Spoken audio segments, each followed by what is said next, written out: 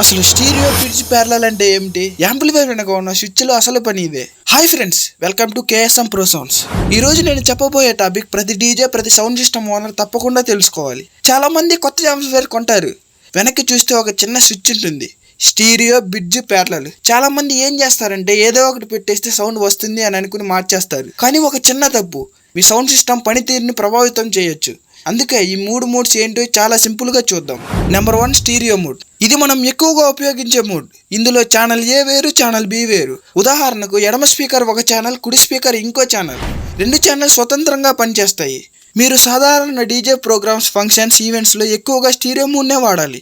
ఇది సేఫ్ కూడా, సింపుల్ కూడా. Number 2, బిడ్జ్ mode. పేరులోనే ఉంది బిడ్జ్ అని, అంటే రెండు ఛానల్స్ ని కలిపి ఒక పెద్ద పవర్ ఛానల్ లా పనిచేయించడం. ఇది సాధారణంగా ఒక పెద్ద సబ్వూఫర్ నడపడానికి ఉపయోగిస్తారు. కానీ బిడ్జ్ మోడ్ పెట్టినప్పుడు యాంప్లిఫైర్ మీద ఎక్కువ లోడ్ పడుతుంది. అందుకే స్పీకర్ ఓమ్స్, యాంప్లిఫైర్ సామర్థ్యం చూసి మాత్రమే వాడాలి. తెలియకుండా బిడ్జ్ మోడ్ వేస్తే ప్రొడక్షన్ రావచ్చు, క్లిప్ కావచ్చు. కొన్ని సందర్భాల్లో యాంప్లిఫైర్ కూడా డ్యామేజ్ అయ్యే అవకాశం ఉంటుంది. Number 3, parallel mode. ఇది చాలా మందికి కన్ఫ్యూజన్. ప్యారలల్ మోడ్లో ఒకే ఇన్పుట్ సిగ్నల్ రెండు ఛానల్స్కి వెళ్తుంది. ఉదాహరణకు మీ దగ్గర ఒకే అవుట్పుట్ ఉంటే వాయిస్ స్ప్లిట్టర్ లేకుండా రెండు ఛానల్స్లో ఒకే సిగ్నల్ కావాలంటే ప్యారలల్ మోడ్ ఉపయోగపడుతుంది. గమనించండి, ఇది పవర్ని డబల్ చేయదు, కేవలం ఇన్పుట్ మాత్రమే రెండు ఛానల్కి ఒకేలా పంపుతుంది. చాలా మంది ఇక్కడ తప్పుగా అర్థం చేసుకుంటారు.